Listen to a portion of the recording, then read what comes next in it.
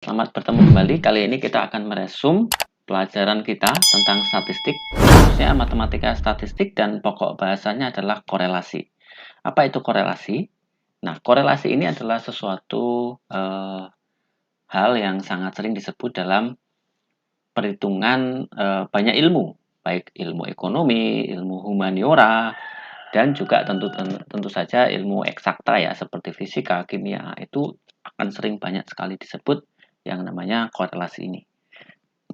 Apa itu korelasi? Maka kita akan membahas di resum bab ini.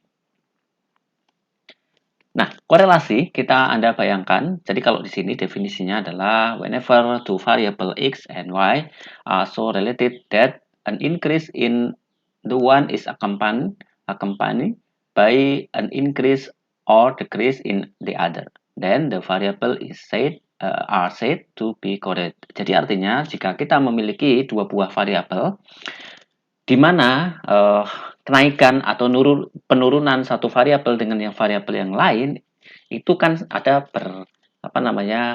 hubungannya seperti itu ya. Misalnya variabel satunya naik atau dua-duanya bisa naik, atau satunya naik dua-duanya turun, satu naik satu turun, dan seterusnya.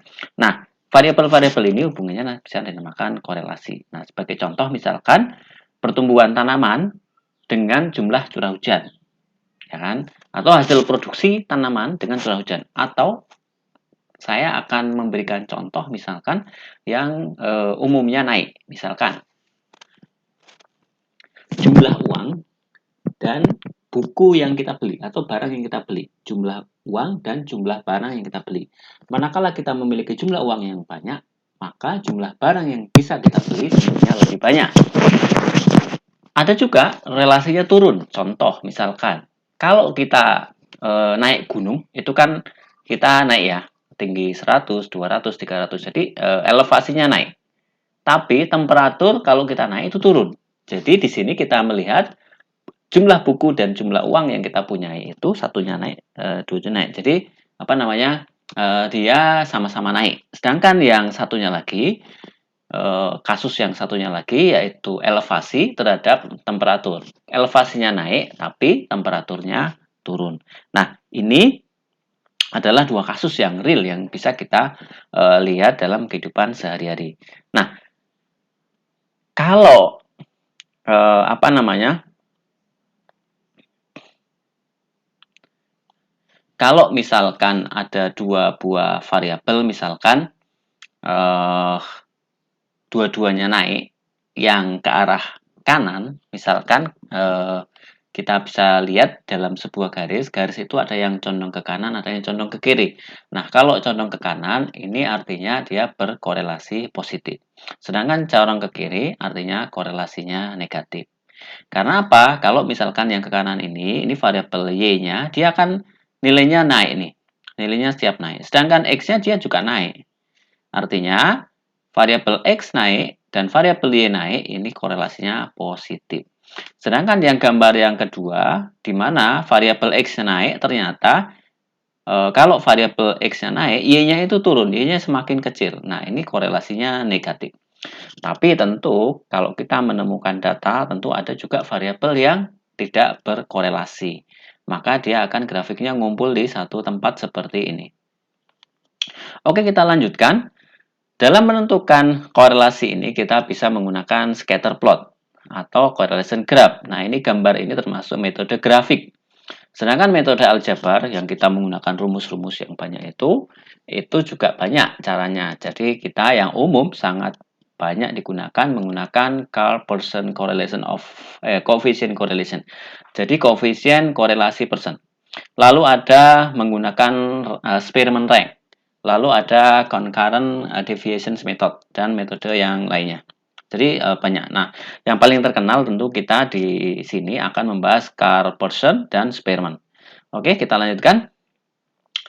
Kan Carl-Pearson correlation, coefficient correlation ini simbolnya R.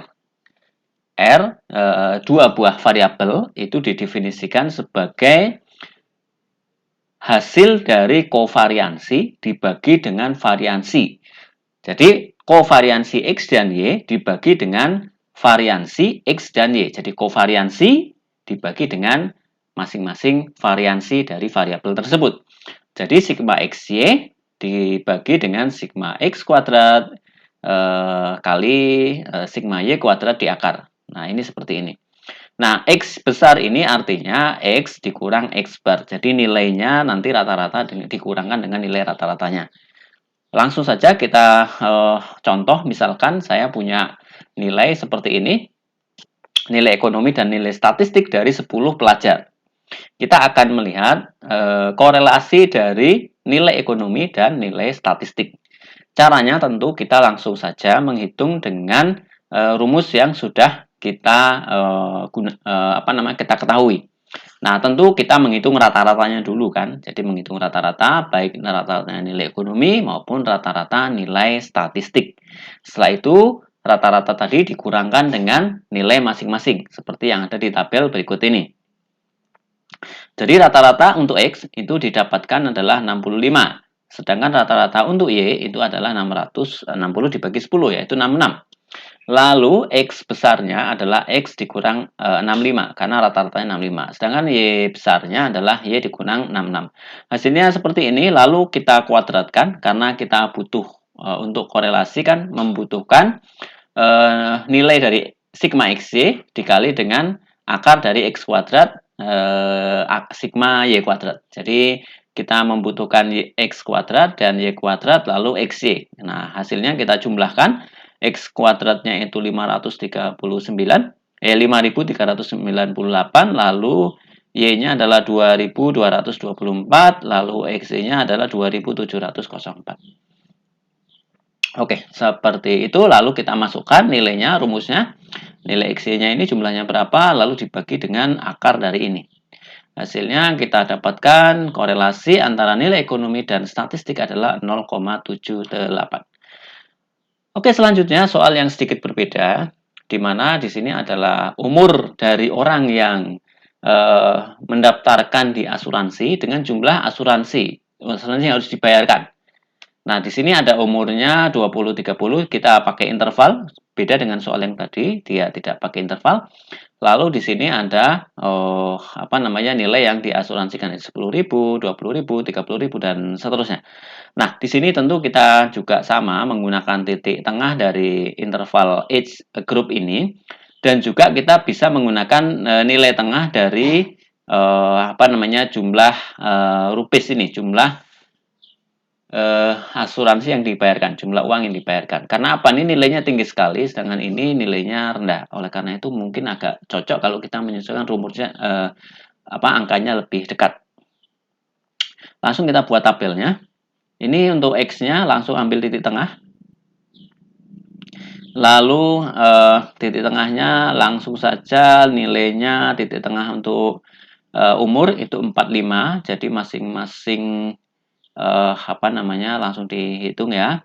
45 dan intervalnya 10. Jadi langsung ya, ini 25 dikurang 45 berarti 20 dibagi 10 berarti min 2. Jadi agar nilainya itu dekat-dekat. Nah, sedangkan yang satuan 10.000, 20.000 ini kita ambil intervalnya adalah nilai rata-ratanya yang diasumsikan itu 30.000. Maka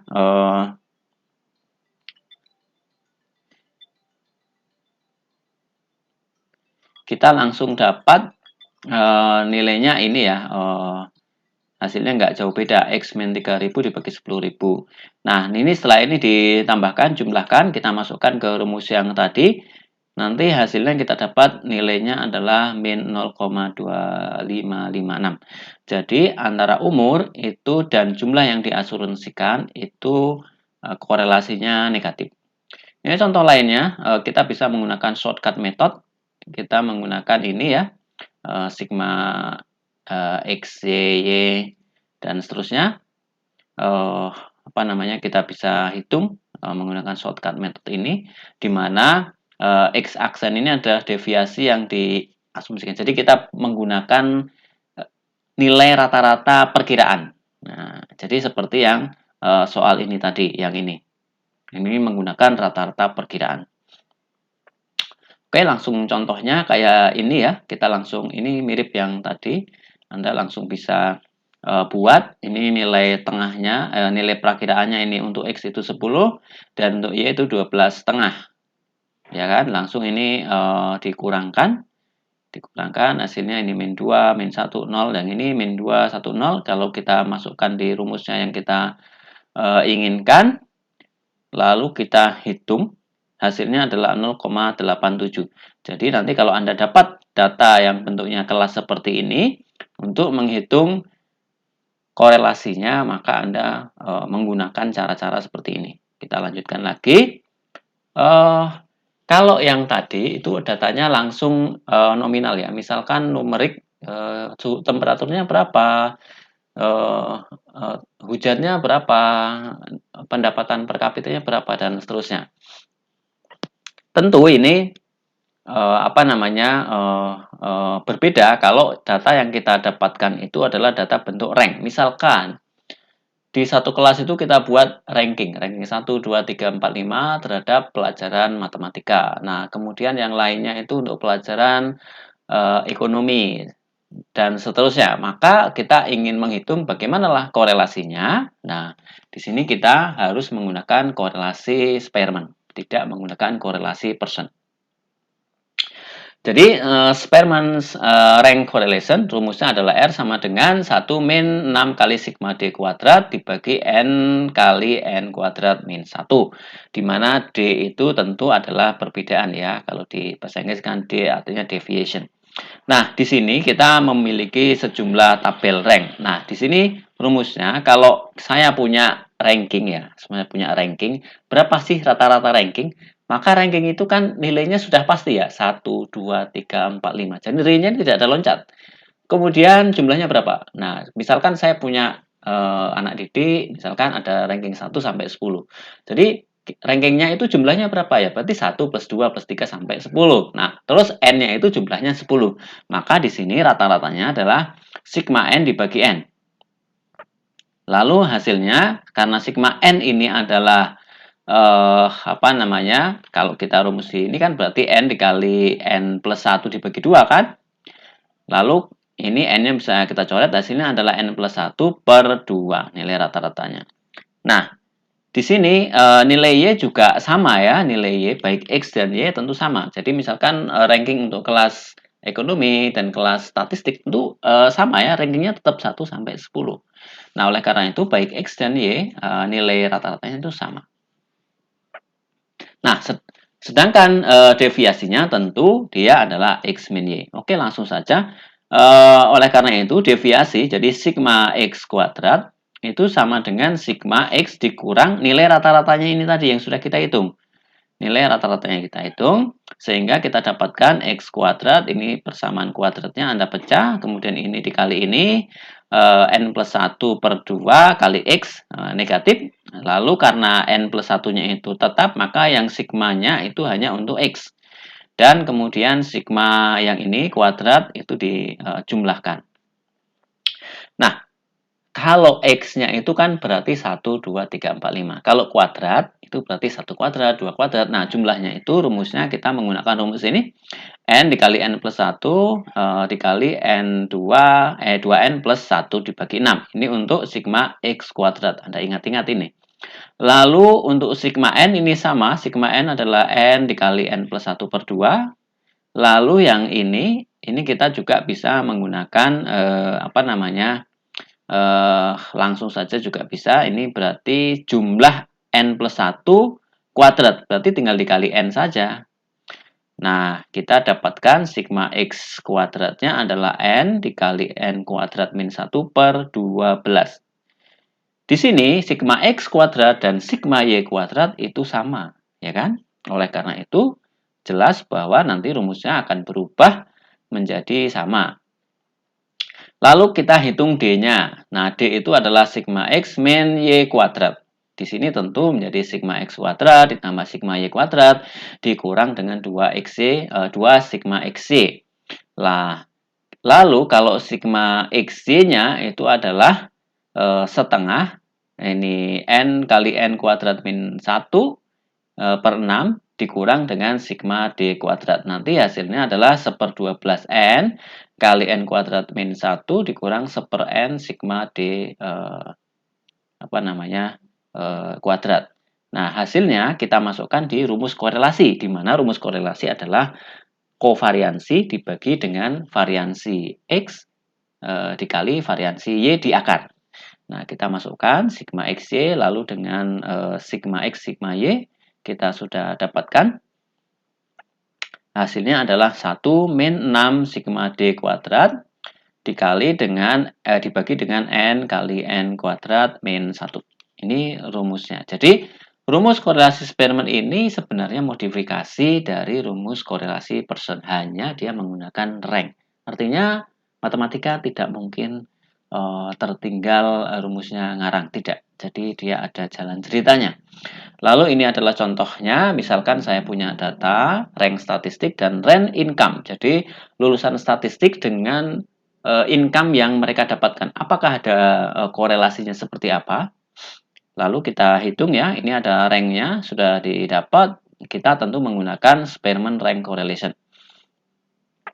Langsung saja kita hitung rank statistik, rank income.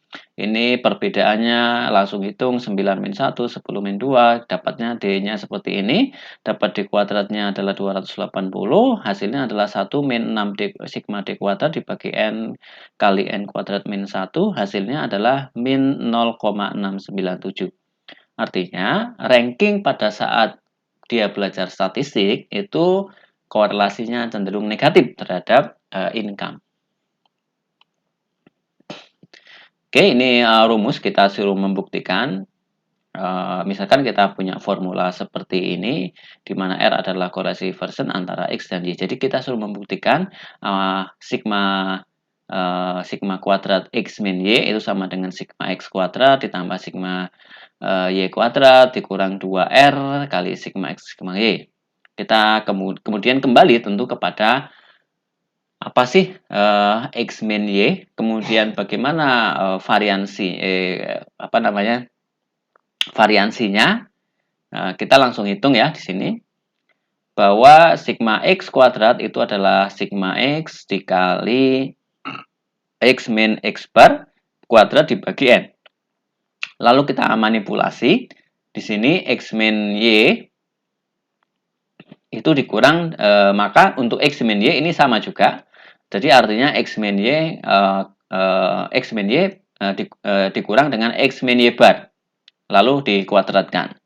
X min Y ini adalah rata-rata dari X min Y series. Sehingga sama dengan rata-rata X dikurang rata-rata Y. Lalu kita masukkan ke rumus ini.